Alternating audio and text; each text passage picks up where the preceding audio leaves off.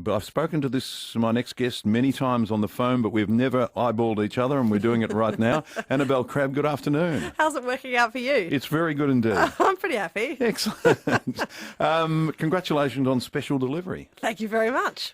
When did your love of cooking? Where did the passion come from? Oh, I've always loved cooking. I mean, I grew up on a farm in the Adelaide Plains in South Australia, and I mean, my mum cooked a lot. She's a great cook, and I guess I just sort of learned from her. But I like to cook to relax. I know cooking can freak people out. Some people think it's the least relaxing thing to do, but for me, it's kind of like yoga. I really like to come home and cook with my kids and just sort of chill out. So it is a huge part of my life. And part of my sneaky activity over the last decade, I guess, has been gradually incorporating my recreational interests into my professional life. Well, you've done it almost totally. Yeah. It's wonderful.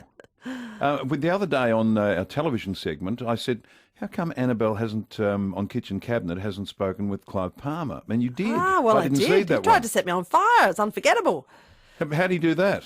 Well, look, it was full of surprises in right. many ways. For most of the day, I was just wondering whether he was going to turn up at all, and then suddenly the private jet sort of touches down. Oh, yeah, and the there he private was. jet, that's good. And he was cooking a steak for himself. Big and steak? Yes, it was huge. It was like it had been cut from a brontosaurus or something. I've just never seen Why are we not a cut surprised? of meat that large. And he had all the burners going on his gas burner cooktop, and he was using that sort of spray oil stuff. Oh, yeah. People use it to kind of just Good way to get rid of your eyebrows. right, and it just went straight onto the naked flame, and it was like a flamethrower. Looking back, I think it was deliberate, but at the time, it was a hell of a surprise for me. So yeah. Doug, good afternoon. Good afternoon, Annabel. Hello, Doug.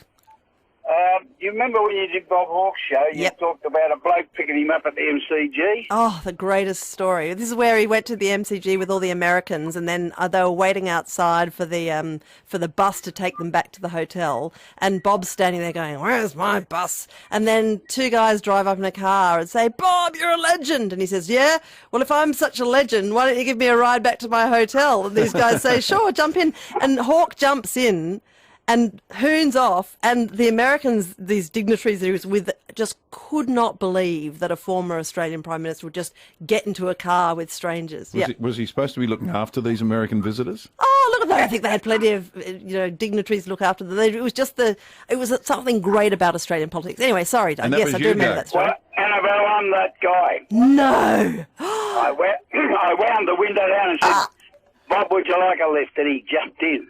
I couldn't believe it. That is so funny. So what did you talk about over the drive? Racehorses going to China. Yes, that would be about right. Did you ring anyone and get Bob to say hi? No, but I subsequently saw him because I took him for a factory tour through a factory that I was managing. Oh, so you did a bit of networking. Absolutely. What That is so cool to hear from you. I love that story. It's one of my favourites, just about how politics works in Australia. I love that can happen.